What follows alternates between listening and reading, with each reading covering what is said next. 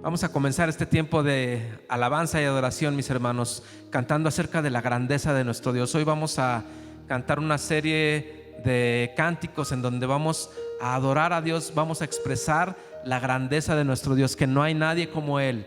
Dice este canto, que está basado en el Salmo 100, que Él se ha vestido de honor y poder. Dice el Salmo 100 que Él es Dios y que nosotros somos ovejas de su prado. Así que vamos a cantar al Señor.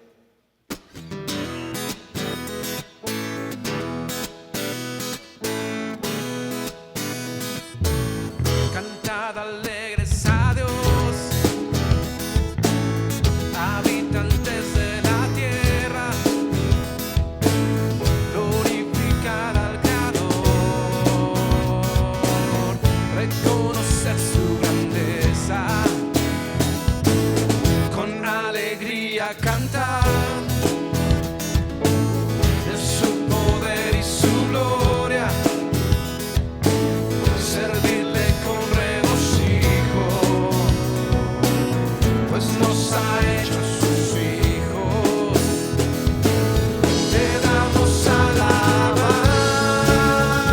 Señor, te has vestido de honor y poder, las naciones tributo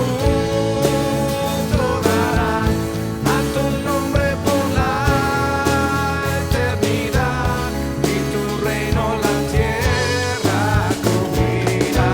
Lo declaramos, Señor.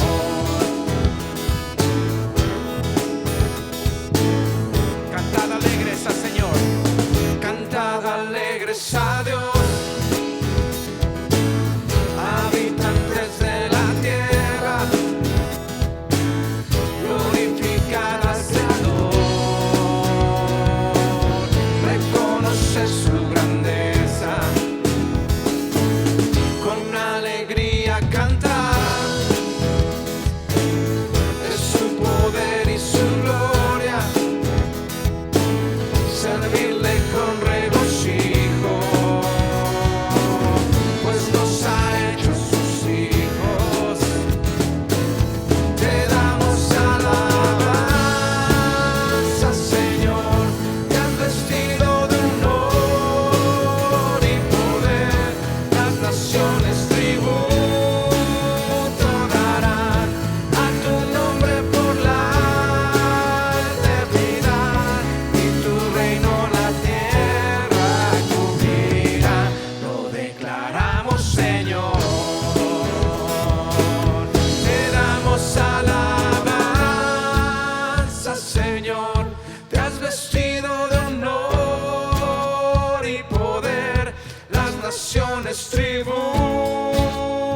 darán a tu nombre por la eternidad, y tu reino la tierra cubrirá.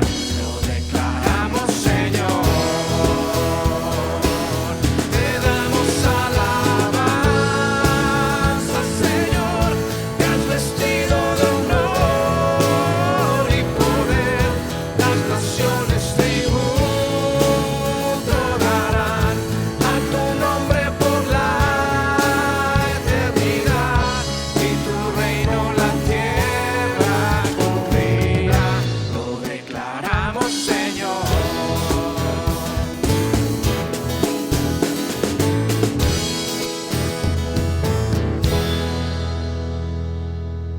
Amén. Gloria sea a nuestro Señor. Amén.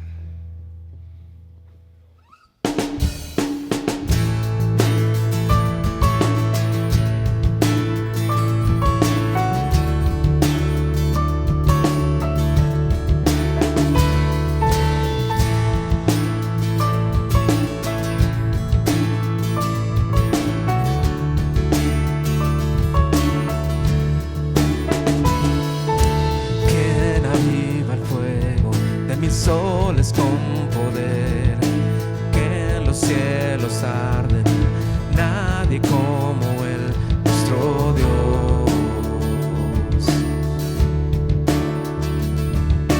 Quien gobierna el mundo, quien levanta y quita el rey, vence a sus rivales, nadie como Él, nuestro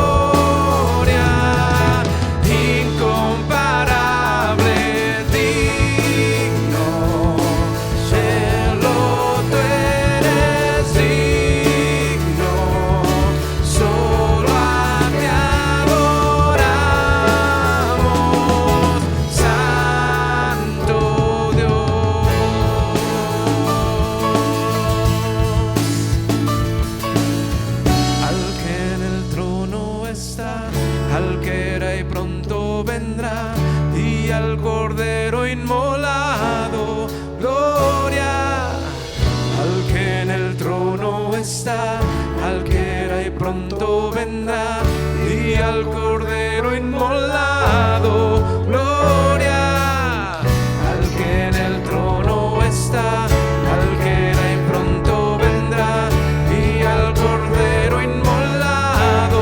Gloria al que en el trono está, al que era y pronto vendrá, y al Cordero inmolado. Gloria. Santo, solo tú eres santo, sin igual en gloria, incomparable, digno. Solo tú eres digno, solo a ti adoramos, Santo Dios.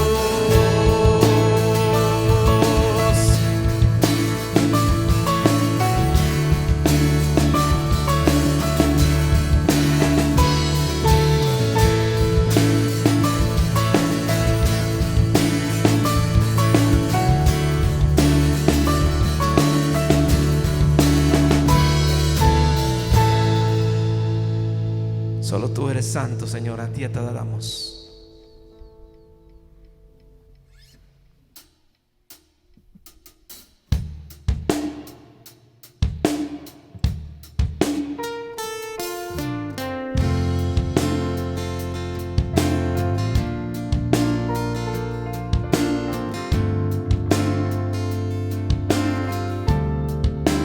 ¿Quién se vistió de majestad y como cortina el cielo extendió? ¿Y quién al hablar el mundo creó? Oh Dios, eres tú quien reveló su corazón, pagando el precio por mi transgresión.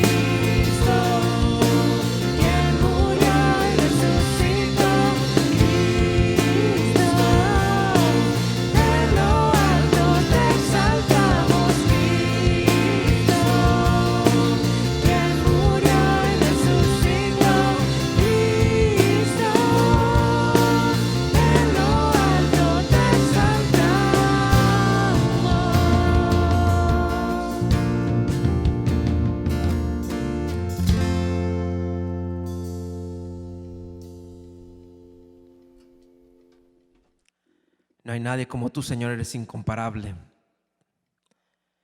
Y eres incomparable porque, habiendo sido tus enemigos, Señor, tú nos has salvado y nos has rescatado. Gracias, Señor. En este canto recordamos acerca de tu amor incomparable.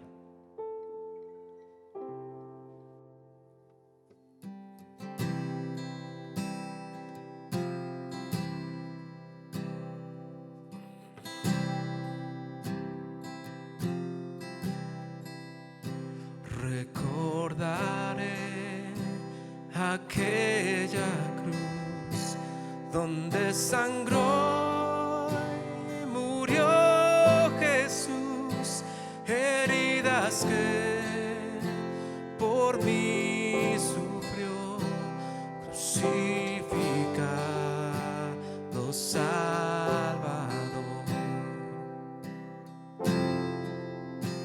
Su cuerpo envuelto en dolor, en el sepulcro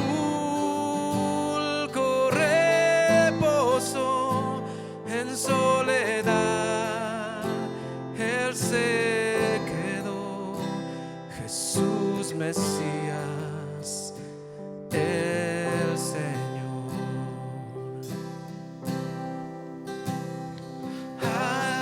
Alabaré al Señor mi Dios, su nombre yo proclamaré,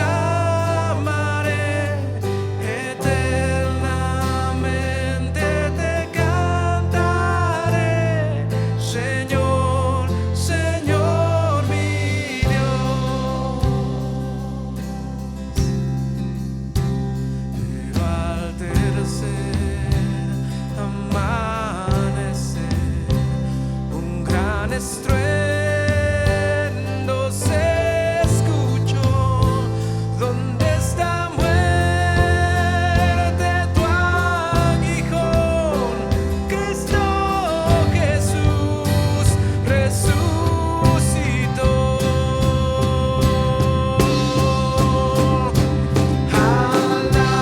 Alabaré al Señor mi Dios, su nombre, oh Dios, proclamaré,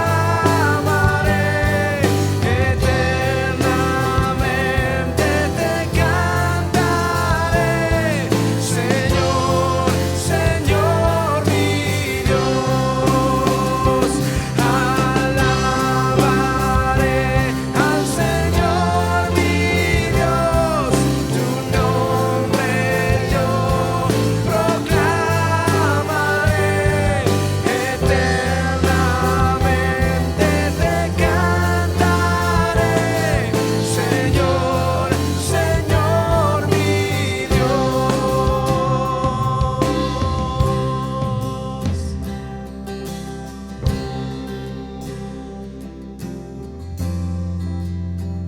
Muy pronto Él regresará, su rostro resplandecerá, en su presencia estaré, y cara a cara le veré.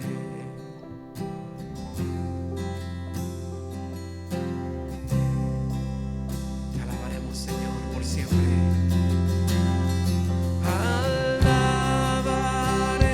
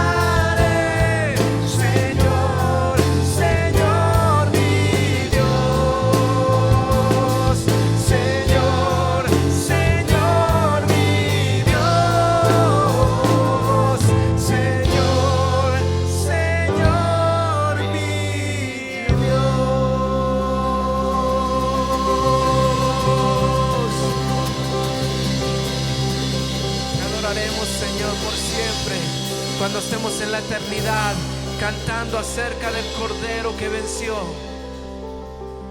Bendito sea, Señor. Hola hermanos, buenos días, Dios les bendiga. Queremos agradecerle a Dios porque nos permite, por su gracia y por su misericordia, regresar a las actividades que vamos a tener dentro de este lugar como iglesia. Y quiero compartirles una vez más la información completa para que usted tome nota, para que esté orando, para que le comparta a otros de cómo va a ser el regreso a las actividades dentro de la iglesia. Se los voy a enumerar en 6 puntos para que usted los pueda tener claros. Número 1, la fecha del regreso será el domingo 2 de agosto. Y también el viernes 7 de agosto estaremos regresando a Edificando Familias. Entonces, eso es muy importante. Como punto número 1, la fecha de regreso para nuestras actividades a la iglesia va a ser el domingo 2 de agosto. Y el viernes 7 de agosto, Edificando Familias. Por supuesto, los estudios bíblicos de entre semana ya los estamos teniendo. A esos puede usted seguirlos en línea o puede asistir lunes, miércoles y jueves, 7:30 de la noche. Bien, entonces, domingo 2 de agosto. Número 2.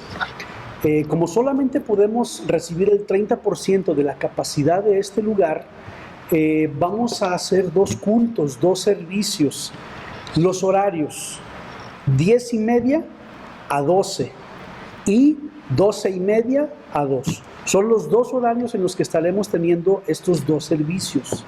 Entonces, es muy importante que usted tome nota y tome en cuenta que es un punto importante, ya que el lugar va a estar abierto, pero solamente recibiremos a las 10:30 una parte de la iglesia y a las 12:30 otra parte de la iglesia.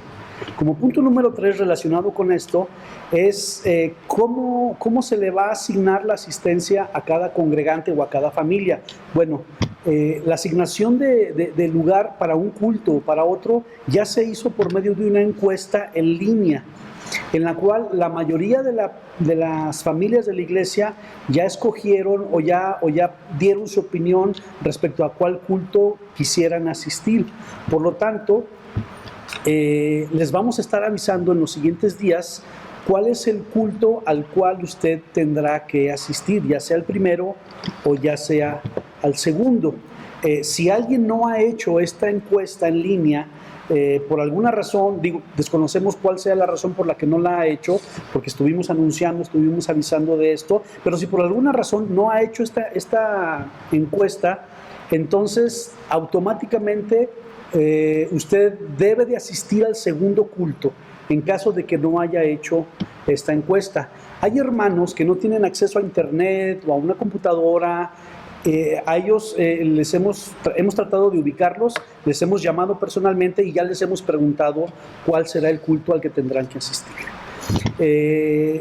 Cuando se le asigne su culto, sea el primero o sea el segundo, no puede haber un cambio de horario. Es decir, si ya se le asignó el primero o el segundo culto, es en el que debe de quedarse mientras esta situación se mantenga. Esperemos en Dios que esta situación no sea permanente y cuando nos volvamos a reunir, bueno, estaremos todos en un solo servicio, pero mientras, si se le asignó el segundo o se le asignó el primero, es al culto al que se tendrá usted que quedar junto con su familia. Bien, número 4, es importante atender todas las medidas sanitarias que estaremos teniendo en este lugar. Hay un protocolo que el gobierno del estado les ha dado a todas las iglesias de la ciudad, cristianas y no cristianas, católicos, etc. Entonces, ese protocolo ya lo tenemos, ya lo leímos, lo vamos a poner a la vista para que lo puedan leer. Es un tanto amplio, pero tiene que ver con todas las medidas que se nos han estado repitiendo, es decir, el uso de gel, el uso de tapetes, el uso de cubrebocas, estarse lavando las manos, no saludarse, no abrazarse, no besarse.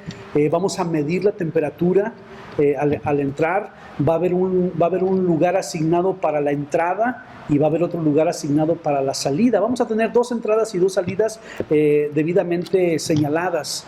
Entonces, esto tiene que ser muy importante para todos nosotros para estar atendiendo. Entonces, Número 5, para agilizar la salida y la entrada, sobre todo entre culto y culto, vamos a evitar el quedarnos y platicar y saludarnos o despedirnos, ya sea en la parte de adentro del local o en la parte de afuera donde está el estacionamiento. Cuando se termine el primer culto, al momento de ser despedidos, inmediatamente tendremos que salir con nuestras familias y retirarnos del lugar, para dar lugar a que este lugar sea sanitizado y lleguen los hermanos del segundo culto y puedan ocupar su lugar. Entonces le pedimos y le suplicamos que seamos ágiles para salir rápido entre culto y culto. Las personas vulnerables, es decir, las personas mayores de 60 años, las personas con enfermedades de inmunodepresión, les dicen, no tienen restricciones para asistir o para no asistir. Pero la recomendación nuestra y la recomendación de la autoridad es que en la medida de lo posible no salgan, no asistan. Yo sé que muchos hermanos, mayores sobre todo, tienen el deseo de regresar y tenemos el deseo de verles y estar con ustedes, pero la recomendación es no vengan, no asistan. Sin embargo, si alguien quiere venir, bueno, por eso estaremos teniendo todas estas medidas para tener ese cuidado y protección de cada uno de nosotros. Ese fue el punto número 6. Y como punto número 7, los niños, la iglesia infantil, no van a tener sus actividades que tenían regularmente en la parte de arriba. Ellos podrán asistir a la iglesia con sus padres, con sus familias, pero tendrán que quedarse en la parte de abajo. Las familias podrán sentarse juntas, juntando ya sean 3 sillas o 4 sillas, el número que sea de miembros de una familia son las que se pueden juntar y estando separadas del resto de las familias. Entonces, los niños sí pueden venir, los bebés pueden venir, pero no va a haber cuneros, no va a haber clases para los niños. Pueden estar con sus familias durante el culto, por lo que les vamos a tener que pedir a los papás que mantengan el orden durante el servicio. Entonces, con estos puntos importantes vamos a dar inicio a las actividades dentro de la iglesia. Nos emociona regresar, pero también tenemos cierta preocupación por la responsabilidad que esto significa. Va a ser muy importante, hermanos, que no nos quitemos el cubrebocas durante el servicio. A veces estamos aquí entre semana y bueno, cuando estamos en la reunión, en este momento no hay hermanos aquí, por eso yo no traigo cubrebocas, pero cuando ya estamos en el estudio, cuando hay otros hermanos, tenemos que mantener el cubrebocas todo el tiempo. Yo sé que puede ser molesto, que puede ser cansado, entonces, pero si queremos hacer eso es por amor a los demás, por cuidado de los demás. Por favor, se lo pedimos, se lo rogamos, se lo suplicamos. Siga las reglas y siga las normas que nos han estado dando, las que tendremos en este lugar. Queremos recibirlos a todos con gozo, con alegría, pero también con ese cuidado y con esa precaución de vida.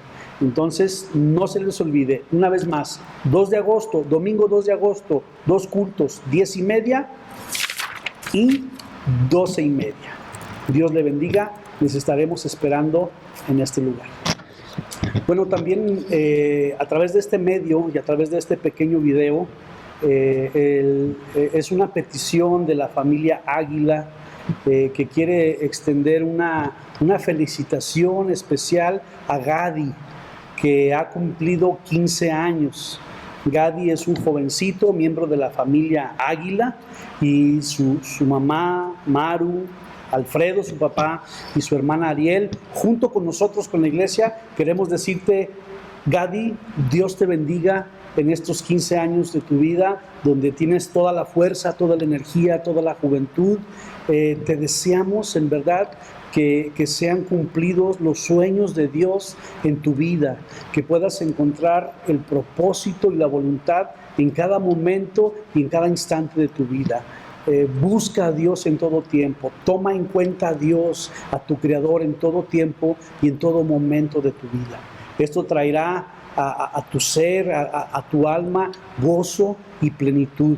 Si tú eres capaz de comprender, de entender y de buscar la voluntad de Dios, esto va a traer un gozo más allá de la felicidad pasajera que hay en este mundo, más allá de la felicidad que es efímera en este mundo, que dura muy poco. Pero si tú logras conocer la voluntad y el propósito de Dios para tu vida, tú vas a conocer el gozo, la plenitud de tener a Cristo en tu vida y en tu corazón. Gadi, de parte mía, de parte de la iglesia y de parte de tu familia, Dios te bendiga. Sé un joven, sé un hombre valiente y esforzado, sé ejemplo a otros en palabra, en conducta, en fe. En verdad, Gadi, que Dios te bendiga mucho. Te amamos en Cristo. Esperemos que a través de este medio la iglesia te pueda mandar una felicitación con algún comentario. Dios te bendiga mucho, Gadi. Te amamos en Cristo Jesús. Muy buenos días, hermanos. Buenos días, amada iglesia. Les damos las gracias, le damos las gracias al Señor por la bendición que nos da de estar nuevamente aquí delante de ustedes y delante del Señor. Y en esta mañana vamos a meditar en la palabra del Señor, trayendo el mensaje que se titula El plan de Dios en la vida de Juan el Bautista. Le voy a pedir que me acompañe a hacer una oración y poner en las manos del Señor este momento de meditación. Oremos. Bendito Padre Celestial, le damos muchísimas gracias por la bendición que nos da de estar nuevamente delante de su pueblo y delante de usted, agradeciéndole con todo nuestro corazón por el privilegio que nos da del Señor de exponer su palabra. Le damos gracias por su Espíritu que mora en nuestros corazones y pedimos, Señor, que sea Él el que nos guíe y que nos ayude, Señor, para poder exponer su palabra, pero que sea, Señor, también su Espíritu el que la administre en nuestros corazones y hable en nuestras vidas. Le rogamos, Señor, que sea toda la gloria y la honra para su nombre y que usted bendiga la vida de cada uno de los que están en casa, Señor, recibiendo, Señor, este mensaje.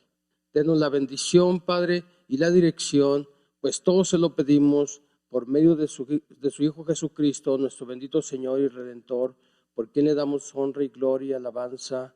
Amén. En esta mañana vamos a comenzar nuestra meditación en la palabra del Señor y los voy a invitar para que me acompañen y podamos buscar el Evangelio del apóstol Juan en su capítulo número 1 y estaremos dándole lectura en los versículos 6 al 13, del 6 al 13. Dice la palabra del Señor: hubo un hombre enviado de Dios, el cual se llamaba Juan. Este vino por testimonio para que diese testimonio de la luz, a fin de que todos creyesen por él. No era él la luz, sino para que diese testimonio de la luz. Aquella luz verdadera que alumbraba a todo hombre venía a este mundo. En el mundo estaba, y el mundo por él fue hecho, pero el mundo no le conoció. A lo suyo vino, y los suyos no le recibieron.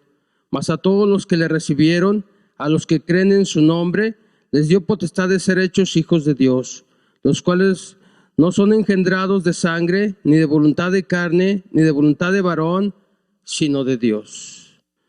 Vamos a través de esta lectura a mirar el bosquejo donde vamos a estar desarrollando toda esta meditación en la palabra del Señor.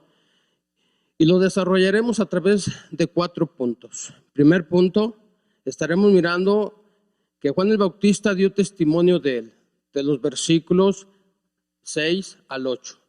Y también el punto 2, el mundo no le conoció, de los versículos del 9 al 10. Punto 3, los suyos no le recibieron, de los versículos 11. Y punto 4, los que le recibieron, los versículos 12 y 13. De esta manera, entonces, quiero que vayamos analizando un poco este plan que Dios desarrolló a través de la vida de Juan el Bautista, ya que este tema se llama en la predicación el plan de Dios en la vida de Juan el Bautista, cómo ese plan también tiene que ver mucho hoy en día con todos los que hemos sido llamados, con todos los que hemos sido hemos recibido este don de gracia de salvación por parte del Padre y que ahora hemos sido justificados, santificados, redimidos mediante el sacrificio de nuestro Señor Jesucristo, y que ciertamente nos parecemos mucho en la gran comisión que el Señor nos dejó en cuanto al plan que el Señor desarrolló a través de la vida de Juan el Bautista. Comenzamos pues en su versículo número 6 y dice: vino un hombre comisionado por Dios, el cual se llamaba Juan. Se presenta aquí a Juan el Bautista como un ejemplo del constante resplandor de la luz. Por esta referencia al heraldo, el Señor se ve otra vez claramente que el escritor Juan, el apóstol, está hablando de la luz, no de la razón o de la conciencia, sino del amor y la verdad de Dios concentrados en la persona de nuestro Señor Jesucristo. Es decir, se refiere a la luz de la salvación,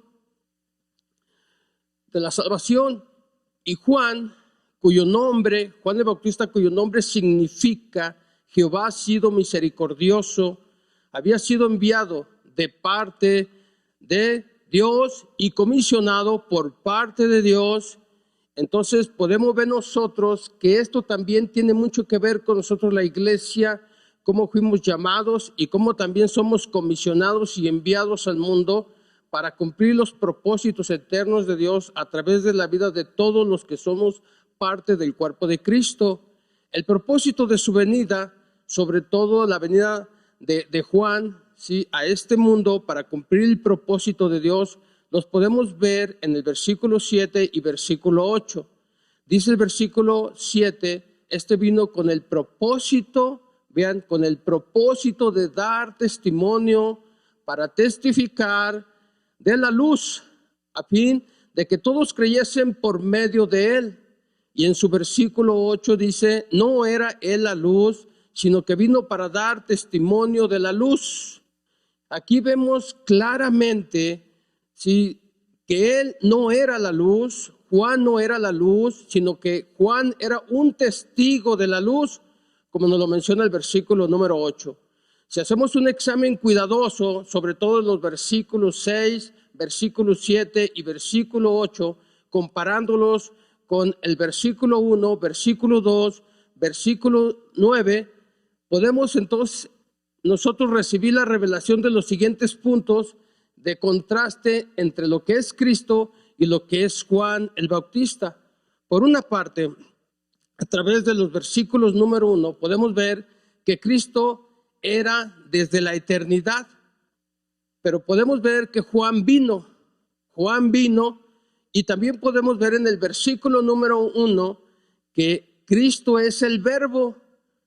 Juan es simplemente un hombre que fue enviado por Dios. Cristo es Dios mismo, pero Juan viene comisionado por Dios y fue enviado por Dios. Podemos ver también que Cristo es la luz verdadera que alumbra a todo hombre, pero Juan vino a testificar acerca de esa luz verdadera que alumbra a todo hombre. Es el objeto, pues, de toda confianza nuestro Señor Jesucristo, mas sin embargo Juan es el agente por cuyo testimonio los hombres llegan a confiar en la luz verdadera que es Jesucristo. Entonces podemos ver nosotros que Juan el Bautista vino para dar testimonio. Es decir, él vino con el propósito de testificar. El término testimonio lo podemos ver aquí que se emplea casi exclusivamente en los escritos de Juan y se encuentra en el cuarto evangelio, en las epístolas de Juan y en el libro de Apocalipsis. Por ejemplo, podemos ver versículo número 7 de este mismo capítulo, en el cual estamos meditando, que dice: este vino por testimonio, para que diese testimonio de la luz, a fin de que todos creyesen por él. Vean, para que todos creyesen por él. Pero si observamos el versículo 19, también podemos ver nosotros que dice: este es el testimonio de Juan, cuando los judíos enviaron de Jerusalén sacerdotes y levitas para que le preguntasen: ¿tú quién eres? Y vean, porque el versículo 19 dice: este es el testimonio de Juan. Juan venía para dar testimonio. Ahora, en su capítulo número 3, versículo número 11 del mismo evangelio del apóstol Juan, nos sigue narrando y dice: de cierto te digo, que lo que sabemos hablamos y lo que hemos visto testificamos, y no recibís nuestro testimonio. Vean que este pasaje incluso Juan el Bautista iba a dar testimonio de algo que él había visto y de algo que él había oído. Por ejemplo, pensamos nosotros en la actualidad como iglesia, nadie puede dar testimonio de Jesús si verdaderamente no ha tenido una relación personal, un encuentro personal con Él. Nadie puede dar testimonio de la luz, ya que la palabra es lumbrera a nuestro camino y lámpara a nuestros pies. Esto debemos de entender, que nadie puede hablar de la palabra si antes esa palabra no nos ha sido revelada a nosotros. Entonces, Juan venía para dar testimonio, pero también de lo que había oído, pero también de lo que había visto. Vean el versículo 32 del capítulo 3, y nos sigue narrando la escritura, y dice: y lo que vio y oyó, esto testifica, y nadie recibe su testimonio. Vean, lo que vio y oyó, eso es lo que hablaba Juan el Bautista. En su versículo también 33 sigue diciendo: el que recibe su testimonio, este atestigua que Dios es veraz. Todo aquel que recibe el testimonio que estaba recibiendo por parte de Juan el Bautista da testimonio de que Dios es veraz. En la actualidad, cuando nosotros predicamos el evangelio, y aquellos que son traídos al evangelio, llamados por el Señor, esos testificarán que Dios es veraz. ¿Usted testifica que Dios es veraz? Yo testifico que Dios es veraz porque fuimos traídos por el testimonio sí que se nos predicó. El evangelio es el testimonio con el cual Dios testifica de su Hijo. Así que el evangelio habla de Jesús. Cuando se nos predicó el evangelio, nos hablaron de Jesús y fuimos traídos por ese testimonio, y ahora nosotros testificamos al mundo que Dios es veraz, como lo hizo Juan el Bautista. También en Apocalipsis, en su capítulo número 1 y los versículos número 2, leamos y veamos lo que dice allí. Juan el apóstol está recibiendo una revelación cuando estaba él capturado y estaba preso en la isla del Patmos. Entonces dice allí, versículo 2 del capítulo 1 de Apocalipsis, dice que ha dado testimonio de la palabra de Dios y del testimonio de Jesucristo y de todas las cosas que ha visto. Juan era un apóstol que precisamente daba testimonio de qué cosa, de la palabra de Dios, pero no solamente de la palabra, sino del testimonio de nuestro Señor Jesucristo. En su versículo 9 también podemos ver, dice: yo, Juan, vuestro hermano y copartícipe vuestro en la tribulación, en el reino y en la paciencia de Jesucristo, estaba en la isla llamada Patmos por causa de la palabra de Dios y del testimonio de Jesucristo. Él está testificando por qué estaba preso en la isla de Patmos, por causa de la palabra y por causa del testimonio de nuestro Señor Jesucristo. Ahora, yo quiero que comprendamos algo que es importante. En el tiempo presente, todos los que hemos sido llamados por parte del Padre para ser parte de su familia, hemos recibido la adopción de hijos redimidos por el sacrificio de Cristo.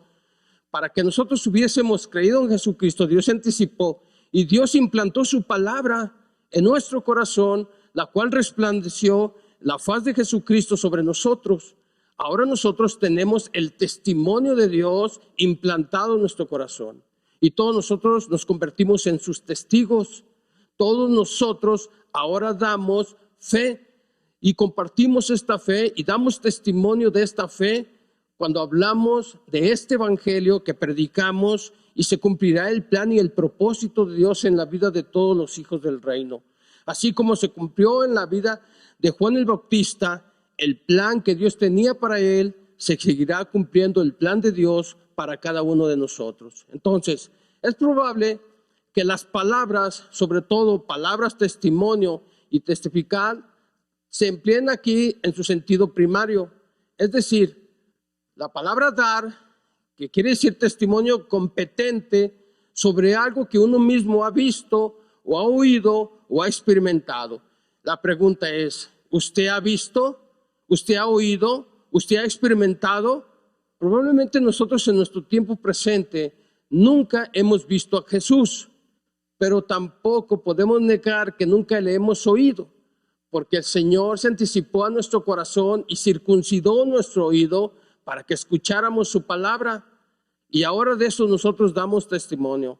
Pero también tenemos la experiencia del nacimiento espiritual, que desde ese día que usted escuchó el mensaje del Evangelio y creyó al Evangelio, ahí sucedió algo. Porque desde allí en adelante hay un parteaguas, su vida jamás volvió a ser la misma. Ahora usted tiene un oído abierto y ahora usted está recibiendo la voz de Dios a través de su palabra y está experimentando la presencia del Señor en su corazón a través de su bendito Espíritu. Entonces es importante que entendamos que de esto hablamos y de esto testificamos.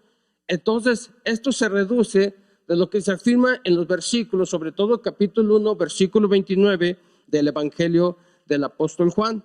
Y miremos lo que dice el versículo 29 del capítulo 1. Dice: el siguiente día vio Juan a Jesús que venía a él y dijo: he aquí el Cordero de Dios que quita el pecado del mundo.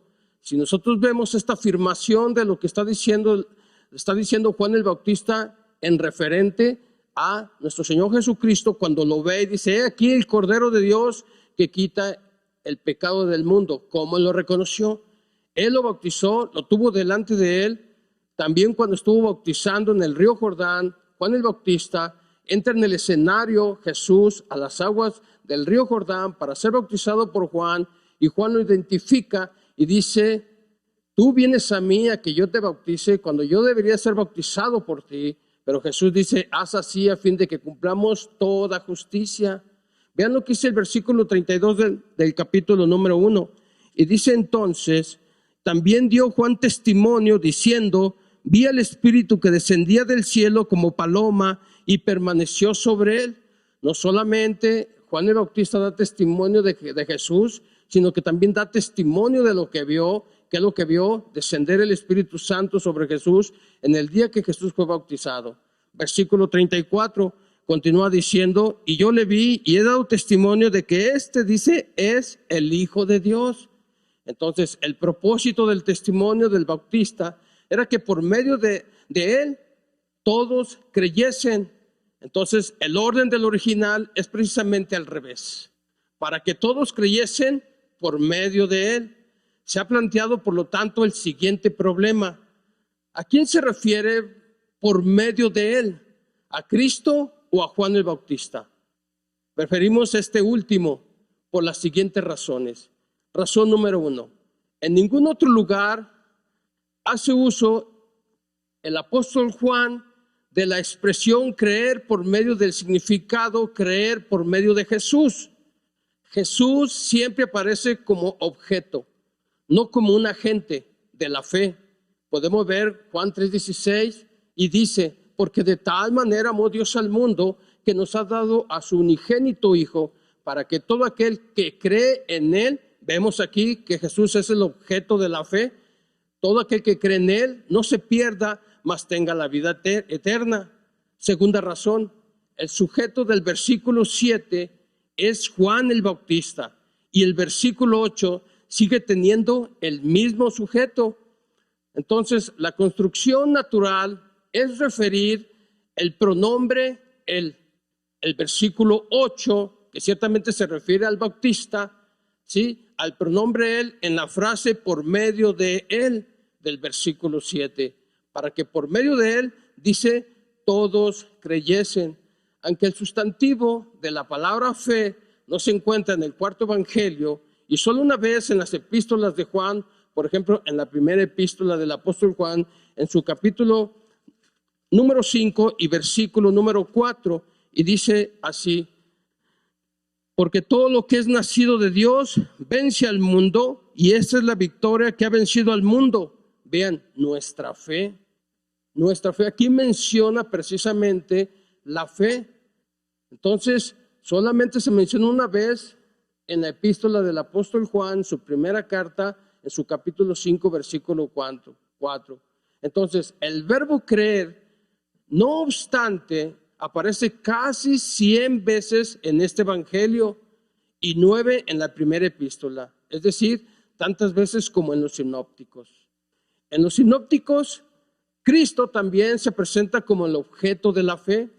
Por ejemplo, tenemos a Mateo capítulo 18 y su versículo número 6. Y miremos lo que dice entonces el Evangelio de Mateo capítulo 18, versículo 6.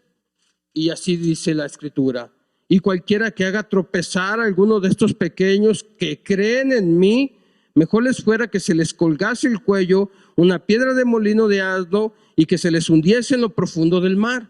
Vemos aquí nosotros entonces que Cristo es el objeto de la fe, porque aquí menciona de estos pequeños que creen, dice que creen en mí.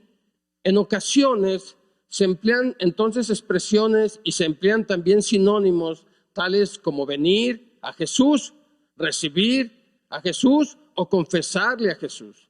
Por ejemplo, tenemos Mateo capítulo 10, versículo número 32, y aquí en este pasaje de la Escritura dice: a cualquiera pues que me confiese, vean la palabra, vean este sinónimo, esta expresión, a cualquiera que me confiese delante de los hombres, yo también le confesaré delante de mi Padre que está en los cielos.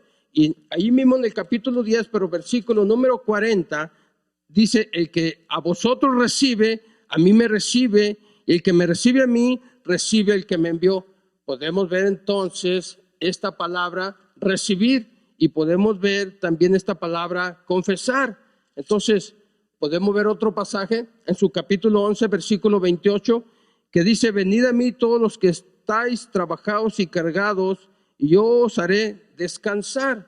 Entonces podemos ver que a través de este versículo Jesús está invitando, dice: vengan a mí, porque Cristo es el objeto de la fe, en el cual se debe de creer. Juan vino para dar testimonio a fin de que todos creyesen no en Juan, sino que creyesen en Jesús. Por otra parte, preguntaríamos, ¿cómo se podría dar significado a pasajes tales, por ejemplo, de Mateo 7, 22 y 23? Incluso los capítulos 25 y 31 y siguientes, sin aceptar el hecho de que Cristo se consideraba como el legítimo objeto de la fe y confianza, de modo que la resistencia a aceptarlo suponía un castigo eterno, un castigo eterno. También Pablo, incluso el apóstol Pablo, proclama la necesidad de la fe en la persona de Cristo y también en su expiación. En el libro de los Romanos, en su capítulo número 3, versículo 22, el apóstol escribió estas palabras y dijo: la justicia de Dios por medio de la fe en Jesucristo para todos los que creen en Él, porque no hay diferencia. Vean que el apóstol Pablo está escribiendo de la justicia de Dios, que la justicia de Dios viene por medio de la fe en Jesucristo. Todos los que creemos en Jesucristo somos justificados por medio de Cristo. Dios nos hace justicia en Cristo. Por ejemplo, el versículo 25 sigue añadiendo: a quien Dios puso como propiciación por medio de la fe, ¿sí?, en su sangre, para manifestar su justicia a causa de haber pasado por alto en su paciencia los pecados pasados. Pero aquí podemos ver nosotros que dice: a quien Dios puso como propiciación por medio de la fe. Entonces todo está relacionado con Cristo, puesta la fe en Cristo. Entonces la intención del Bautista era que todos aquellos que oyesen su testimonio abrazarán a Cristo por medio de una fe viva, Los versículos, incluso 4 y 5, y también el versículo 9 del capítulo 1 del Evangelio del apóstol Juan, revelan que Cristo es la luz. El Bautista solamente es un reflector. Este último es luz en un sentido secundario. Por eso solo se le puede llamar antorcha que ardía y alumbra. Vean lo que dice el capítulo 5 del Evangelio de Juan. En sus versículos 35 dice la palabra: Él era antorcha que ardía y alumbraba, y vosotros quisisteis regocijaros por un tiempo en su luz. Que era Juan el Bautista. Juan era el Bautista, entonces era como lo que dice la Escritura, una antorcha que ardía y que alumbraba. Juan testifica con respecto entonces a Cristo como la luna lo hace con respecto al sol. Juan era un testificador, alguien que testificaba, que hablaba. Es lo mismo que hacemos hoy nosotros, testificamos de Cristo como la luz, como el camino al Padre, como la verdad de Dios, como el único camino que nos conduce a la presencia de nuestro Dios. Punto número 2. El mundo no le conoció, y en sus versículos del 9 al 10 leemos, y dice: aquella luz verdadera que alumbraba a todo hombre venía a este mundo. En el mundo estaba y el mundo por él fue hecho, pero el mundo no le conoció. A los suyos vino y los suyos, dice, no le recibieron. Entonces la luz verdadera que ilumina a todo hombre, dice la Escritura, venía a este mundo. Y aquí entonces podemos ver que se denomina a Cristo como la luz verdadera, por la razón expuesta en los versículos número 5. Entonces el vocablo traducido por verdadera es que significa real, ideal, genuina. El verbo es aquella luz perfecta ante cuya brillantez todas las demás luces parecen casi oscuras. Esta luz ilumina, dice la Escritura, a todo hombre. Cristo concede esta bendición suprema a todo hombre que es salvo, en el sentido de que ninguno de los salvos recibe esta iluminación de ninguna otra fuente. Cristo es la única fuente por medio de la cual el hombre puede ser iluminado. Cristo ilumina a todo hombre, sobre todo el que oye el Evangelio, es decir, imparte nuestro Señor un cierto grado de comprensión, sobre todo en los asuntos espirituales, que no resultan necesariamente en la salvación. A todos aquellos a cuyos oídos y mentes llega el mensaje de salvación, la mayoría, no obstante, de los que reciben esta iluminación no responden al llamado, no tienen una respuesta favorable al mensaje del Evangelio. Muchos de los que tienen la luz prefieren las tinieblas. Algunos, sin embargo, debido y completamente a la gracia soberana y salvadora de Dios, reciben la palabra. No solamente la reciben, sino que la reciben con la debida actitud de mente y de corazón y obtienen la vida eterna. Entonces vemos que el cuarto evangelio enseña una expiación limitada. No todos son salvos, pero todos los que lo son, dice la Escritura, permanecen en ese estado. Por ejemplo, tenemos el capítulo 10 del mismo evangelio del apóstol Juan, y en sus versículos número 28, y vean en las mismas palabras de nuestro Señor Jesucristo, y dice: yo les doy vida eterna, y no perecerán jamás, ni nadie las arrebatará de mi mano. Yo les doy vida eterna, no perecerán jamás, y nadie las arrebatará de mi mano. Maravillosas estas palabras, lo que Jesús nos está transfiriendo, lo que Jesús nos está señalando, nos está revelando. Entonces podemos ver que no todos son salvos, pero todos los que lo son permanecen en ese estado. Nadie los puede arrebatar de la mano de Jesús. Entonces la posición que aceptamos es que la luz de que Juan habla, de esta luz de la que habla Juan, es la vida de Dios en Cristo. Y por lo tanto, Cristo mismo se manifiesta en el mundo por la predicación del Evangelio. Pero aunque muchos son llamados, aún dice la Escritura que pocos son escogidos, como nos lo dice en Mateo capítulo 20, versículo 16. Muchos son los llamados, pocos son los escogidos. Así, en el versículo 10, pues del capítulo número 1 del Evangelio del apóstol Juan, vemos a Cristo en medio de una humanidad que no le reconoce, y podemos ver primero en el versículo 11 se le representa como habiendo venido a su propio hogar, pero sin que su propio pueblo le hubiera recibido. Hay, sin embargo, excepciones, como lo indica el versículo 12. Algunos lo aceptaron, y aquellos que le aceptaron dice que se les dio el privilegio, la potestad o el poder o el derecho de ser hechos hijos de Dios. Segundo, esta explicación también armoniza, ¿sí?, con el contexto precedente.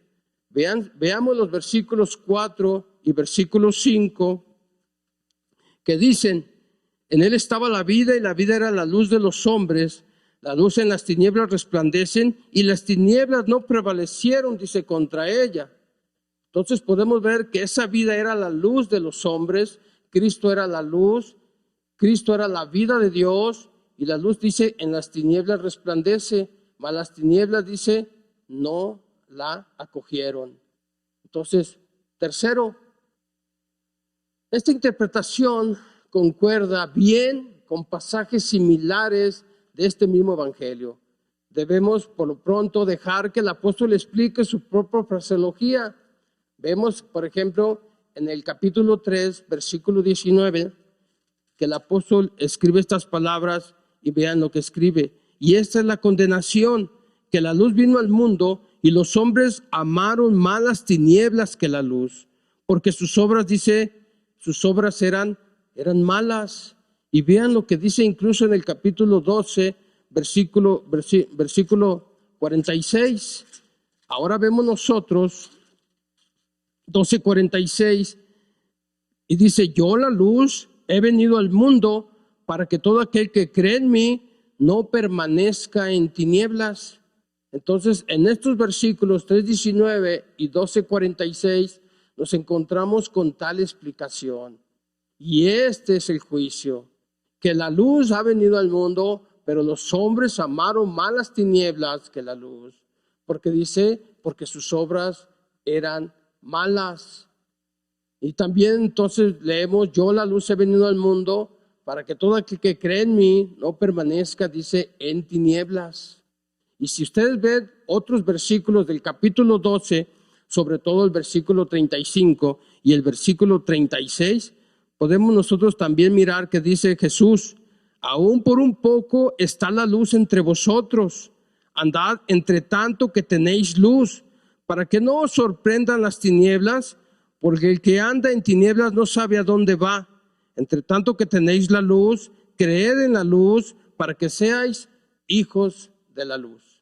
Entonces, punto número 4, este criterio está en perfecta armonía, sobre todo en el libro de los Hebreos, en su capítulo número 6.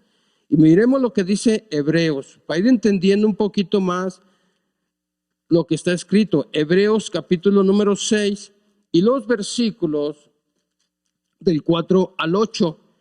Y dice la palabra de Dios: porque es imposible que los que una vez fueron iluminados y gustaron del don celestial y fueron hechos partícipes del Espíritu Santo, y asimismo gustaron de la buena palabra de Dios y los poderes del siglo venidero, y recayeron, sean otra vez renovados para arrepentimiento, crucificando de nuevo para sí mismos al Hijo de Dios, y exponiéndolo, dice, a vituperio. Ahora, vemos que ahora en estos pasajes de Hebreos, donde se usa el mismo verbo iluminar, como aquí en el versículo 9 del capítulo 1 del Evangelio de Juan, este verbo iluminar no aparece en ningún otro lugar del cuarto Evangelio.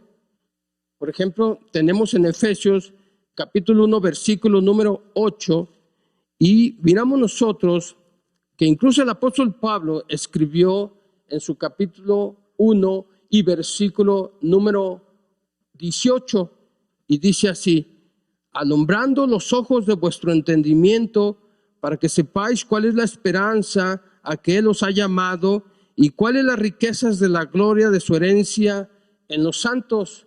Vemos que esta iluminación se refiere a los ojos del corazón, y esta iluminación es dada a los creyentes. Pero en Hebreos capítulo 6, versículo 4, dice haber dado a los que subsecuentemente, dice, recayeron y no pueden ser renovados para arrepentimiento. Por consiguiente, entonces, Hebreos 6:4 enseña claramente que existe una iluminación que no conduce necesariamente a la salvación. Acerca de la fuente de donde procede esta iluminación, es decir, Cristo, la luz, leemos, la luz verdadera, venía al mundo o estaba en el acto de venir al mundo. Entonces, la frase venía al mundo no se debe de entender como modificando a todo hombre, como lo traduce la Reina Valera. El Evangelio de Juan no contiene ningún pasaje indiscutible en que la expresión venía al mundo sí se refiere al nacimiento de un ser humano común. Por otra parte, el apóstol acostumbra a hablar de Cristo como de aquel que vino al mundo, como lo podemos ver en algunos pasajes de la Escritura como Juan 3:19, como Juan 9:39 o incluso Juan 11:27. Debemos observar también que en el versículo 10 de su capítulo 1, Cristo sigue siendo el sujeto de la fe. Cuando Juan el Bautista testificó acerca de la luz, este estaba a punto de empezar su ministerio público, estaba en el acto de venir al mundo, al teatro de la historia humana, a la esfera de la humanidad. Y miremos el versículo 10, en el mundo estaba y el mundo llegó a existir por él y el mundo no le reconoció.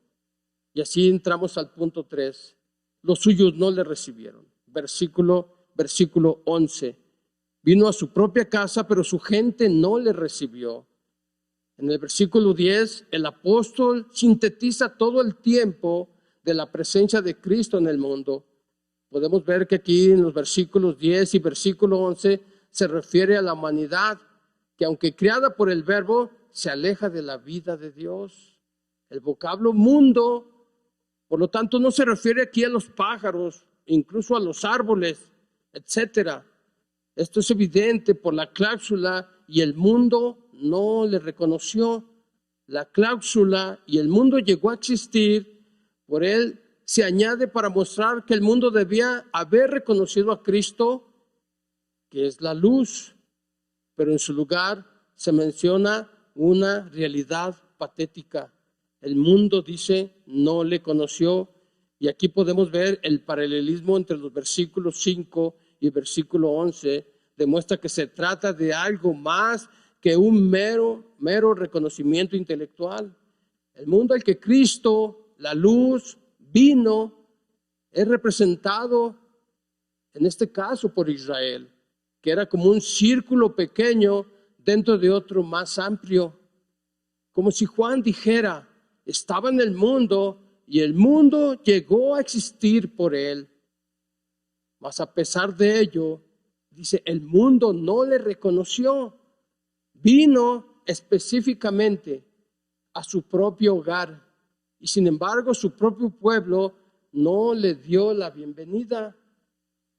Ahora, si nosotros analizamos un poquito las Escrituras, en el Antiguo Testamento, Israel era, en un sentido muy especial, dice la Escritura que era posesión de Dios. Por ejemplo, en Éxodo, en su capítulo 19, versículo 5, dice aquí, ahora pues, si dieres oído a mi voz y guardares mi pacto, vosotros seréis mi especial tesoro sobre todos los pueblos, porque mía, dice, es toda la tierra. Entonces, vemos aquí que durante toda la antigua dispensación y también al principio de la nueva, Cristo vino a su propio hogar, pero su pueblo, dice, no le recibió. Y entonces el mejor comentario de la tragedia que aquí se cita se encuentra sobre todo en Isaías capítulo número 1. Y veamos lo que dice Isaías en su capítulo número 1, versículo número 2.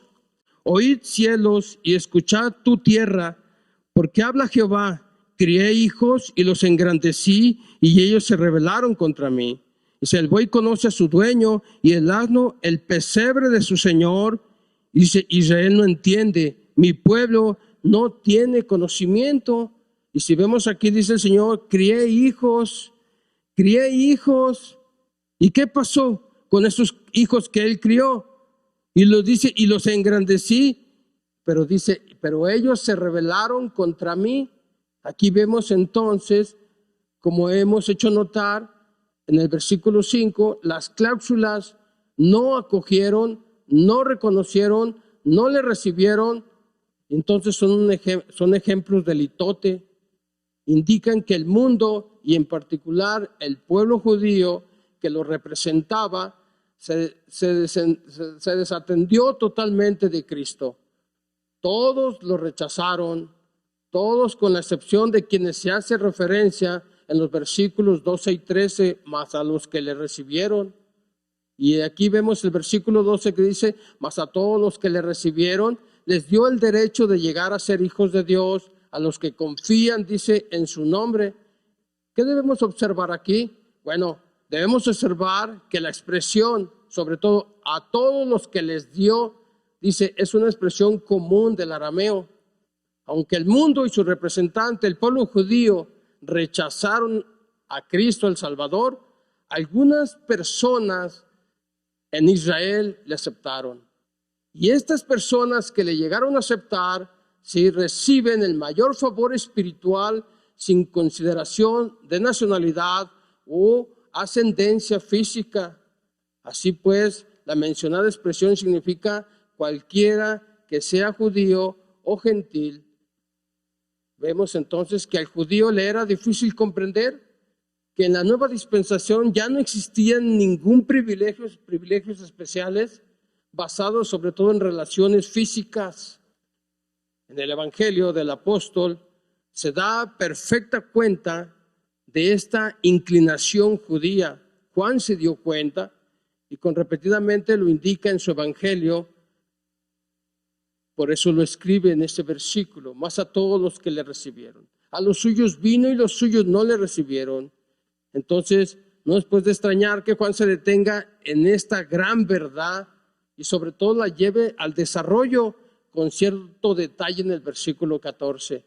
A todos los que le aceptaron, es decir, a todos los que le recibieron, reconocieron y dieron la bienvenida a la luz, ¿sí? A todos los que siguen unidos a Él por medio de una fe viva en su nombre, esto es, en su autor revelación, en la esfera de la redención, a todos estos les dio, ¿sí? Vean, les dio la potestad.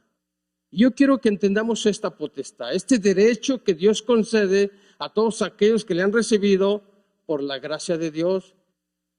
Este será siempre un don de gracia soberana de Dios que el hombre no puede adquirir por sí solo. Viene de parte de Dios. Es el derecho, es la autoridad de llegar a ser hijos de Dios. Y ese Señor se lo da a quien Él quiere. ¿No es cierto que los judíos se jactaban de sus derechos hereditarios y que se llamaban a sí mismos hijos de Abraham y pensaban que por eso tenían todos los derechos y los privilegios? Pues bien, los creyentes reciben el derecho de llegar a ser realmente hijos no solamente de Abraham, sino también hijos de Dios. Pero preguntémonos, ¿cómo hemos de interpretar el que los creyentes lleguen a ser hijos de Dios? ¿Cómo podemos llegar a interpretar eso? ¿Acaso no es cierto que son hijos de Dios tan pronto y en un sentido incluso antes aceptan conscientemente a Cristo?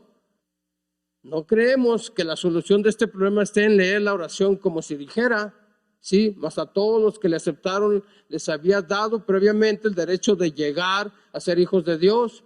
Pues de otro modo no lo podríamos haber aceptado. Ahora quiero que podamos entender este concepto. ¿Por qué? Porque aunque en nuestros tiempos presentes a mucha gente se le ha llegado con el mensaje del Evangelio y muchas gentes han hecho la oración de fe, mas sin embargo sus vidas no han recibido ningún cambio en sus corazones. Ellos siguen todavía en el mundo, siguen amando al mundo y siguen siendo arrastrados por la corriente del mundo. No porque hayan hecho una oración de fe se diga que son hijos de Dios, sino cuando empieza a haber un cambio en lo interno del corazón, cuando el corazón es circuncidado por la palabra de Dios, es cuando entonces empieza a haber un cambio interno y entonces empezamos a experimentar el reino de los cielos implantado en nuestro corazón. Cuando alguien acepta a Cristo, en ese mismo instante recibe el derecho de llegar a ser hijo de Dios. Y tampoco se puede hallar la solución debilitando el sentido del verbo llegar a ser, como simplemente significar ser llamado o tenerse uno mismo por hijo de Dios. Uno llega a ser hijo por adopción, pero se llega a ser por regeneración y transformación. Si no hay esta regeneración y no hay esta transformación, aunque usted haya hecho una oración de fe, usted no se puede considerar dentro de la familia de Dios. Pablo hace uso de ambos términos para describir a los creyentes como hijos de Dios. Y el sustantivo que Juan usa para este propósito proviene de la palabra engendrar. Para el apóstol, para él la salvación es la comunicación de vida, el ser engendrado de Dios de forma que se llegue a ser hijo suyo, como lo podemos ver en la epístola del apóstol Juan, en su primera epístola, en su capítulo número 2, versículo número 29. Venga conmigo a este pasaje de la Escritura y miremos el versículo 29 del capítulo 2. Mire lo que está escrito allí. Si sabéis que Él es justo, sabed también que todo el que hace justicia, dice, es nacido de Dios. Podemos ver que todos aquellos que han recibido este don, esta adopción como hijos de Dios, que han sido transformados y regenerados, cuya característica se empieza a manifestar en sus vidas es el hacer justicia. Vea el capítulo 3, versículo 9. Dice el versículo 9, todo aquel que es nacido de Dios no practica el pecado, porque la simiente de Dios permanece en él y no puede pecar porque es nacido de Dios. Cuando nosotros nacemos espiritualmente, empieza una lucha contra el pecado y empezamos entonces a ser separados del mundo, no siguiendo la corriente del mundo, sino siguiendo ahora los mandamientos y preceptos de Dios que implantan nuestro corazón y que vienen por medio de la revelación de la palabra. Al estudiar la palabra, la misma palabra va formando nuestro ser, va fortaleciendo nuestro hombre interior, va cambiando nuestras actitudes. Entonces, a causa del hecho de ser nacidos de Dios, el hombre es transformado según la semejanza de Dios. Y puesto que Dios es amor, el ser nacido de Dios se manifiesta sobre todo en amar a los hermanos. Vean lo que ahí mismo dice en el capítulo 4, versículo 7. Amados, amémonos unos a otros, porque el amor es de Dios. Todo aquel que ama es nacido de Dios y conoce a Dios. Esta es otra de las características que se manifiestan en la vida de un hijo de Dios, el amor que ha sido derramado en nuestros corazones el día que usted creyó en Jesucristo, el día que Jesús vino a su corazón. Ese amor fue derramado en su corazón. Y vean lo que dice el versículo 8, el que no ama no ha conocido a Dios, porque dice, porque Dios es amor. Entonces, el apóstol Juan, en consecuencia, se refiere continuamente al amor, considerándolo como la gran característica del creyente, del cristiano. Entendamos esto, el amor es luz, pero el odio es oscuridad. Y el que odia, dice la Escritura, anda en tinieblas. Capítulo 2, versículo 10 de primera epístola de Juan, vean lo que dice allí. El que ama a su hermano permanece en la luz y en él no hay, dice, y en él no hay tropiezo. Versículo 11 continúa diciendo, pero el que aborrece a su hermano está en tinieblas y anda en tinieblas y no sabe a dónde va, porque las tinieblas le han cegado los ojos. El amor que se requiere de nosotros es de una naturaleza sobre todo abnegada. Primera de Juan 3:16 nos lo sigue describiendo y dice el versículo 16, en esto hemos conocido el amor en que Él puso su vida por nosotros, también nosotros debemos poner nuestras vidas por los hermanos. Y veamos aquí que es importante que entendamos que el amor que se requiere de nosotros es de una naturaleza abnegada, como Cristo manifestó esta abnegación por causa nuestra. Pero hermanos, esta transformación, aunque empieza en un acto instantáneo de Dios, es no obstante un proceso gradual. En principio, uno llega a ser hijo de Dios en el mismo momento en que la vida de lo alto entra a nuestra alma. Recuerde que nuestra alma solamente tenía la vida humana, pero ahora cuando venimos a Cristo, la vida de Dios viene y nuestra alma ahora contiene la vida de Dios. Ahora somos hijos de Dios y este nuevo nacimiento nos cambia desde adentro, reacondicionando nuestras actitudes, nuestros deseos y motivos. Pero la suprema realización de este ideal ha sido reservado para el futuro, en que libres de toda impureza, la vida de Dios, su santidad, amor, será completamente manifiesto en nosotros. Si se entiende esto, será claro porque Juan dice en el versículo número 12 que Él les dio el derecho de llegar a ser hijos de Dios. Y esta explicación entonces parece concordar con la propia enseñanza de Juan en su capítulo 3, primera de Juan 3, versículos 2 y 3, y también incluso lo podemos ver en algunos otros pasajes como segunda de Corintios 3, 18 o Gálatas 4, 19. Ahora, versículo 13. Los cuales no nacieron, dice, de sangre, ni de voluntad de carne, ni de voluntad de varón, sino que estos nacieron, dice, de Dios. Por otra parte, esta cláusula constituye una explicación muy adecuada de las palabras a todos los que se les dio del versículo 12.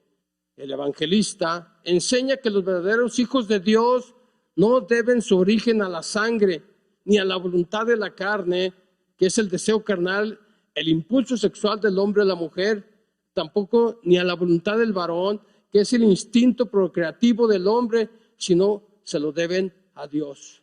Obsérvese el arreglo, observemos este arreglo ascendente de las tres expresiones. Las tres hacen resaltar el hecho de que en ningún sentido los creyentes deben su nacimiento o situación a causas físicas o biológicas. Nicodemo necesitaba aprender de esta lección, ¿sí? Pero nosotros tenemos que entender todo esto. Usted es hijo por adopción, pero también su fe debe estar puesta en el objeto de la fe que es Cristo. Esperamos que a través de recorrer estos pasajes Dios haya ubicado su corazón y haya hablado a su corazón, pero que podamos manifestar sobre todas las características de un verdadero creyente. Uno que practica la justicia, uno que ama, ¿sí? Sobre todo al Señor, uno que sobre todo tiene una fe viva en Cristo. Vivamos de tal manera, hermanos, que podamos también ser portadores de ese mensaje, portadores del Evangelio. Somos sus testigos. Juan, en el libro de los Hechos, capítulo 1, versículo 8, dice que recibiríamos poder, ¿sí?, cuando viniera el Espíritu Santo sobre vosotros, y seríamos testigos en Jerusalén, en Judea, en Samaria, hasta el último de la tierra. Nosotros damos testimonio de lo que hemos oído y de lo que hemos experimentado. Y es nuestra experiencia, Cristo es nuestra experiencia, Cristo es nuestra vida, Cristo es nuestro Señor. Dios me lo bendiga. Vamos a hacer una oración para despedirnos. Amoroso Padre, agradecemos con todo nuestro corazón la bendición que nos da de poder traer esta meditación en su palabra y de ir comprendiendo las Escrituras de tal manera que a través de ellas usted vaya ubicando cada vez nuestro corazón y nos haga entender, Padre, qué posición tenemos ahora y qué representamos ahora en este mundo. Ayúdenos de tal manera, Padre, que como Juan el Bautista podamos, Señor, testificar al mundo, podamos también ser luz para otros, llevando esperanza y salvación a aquellos que no le conocen. Le rogamos que nos ayude, Señor, sobre todo a amarnos, pero también a practicar la justicia y que cada día estemos velando su venida. Señor, le damos gracias por todos mis hermanos que están en casa. Rogamos porque usted siga manteniendo firmes sus corazones en la fe en Cristo, los siga sustentando y les dé salud en sus cuerpos. Le rogamos por aquellos que están enfermos para que conforme al propósito de su buena voluntad, usted les conceda que se recuperen, Padre. Padre, todo esto lo pedimos dándole gracias en el nombre de Jesús y pidiendo que el amor de Dios, la participación de su bendito Espíritu y la compañía agradable de Jesucristo vaya con nosotros, con todo su pueblo, ahora y siempre en Cristo Jesús, Señor nuestro. Amén.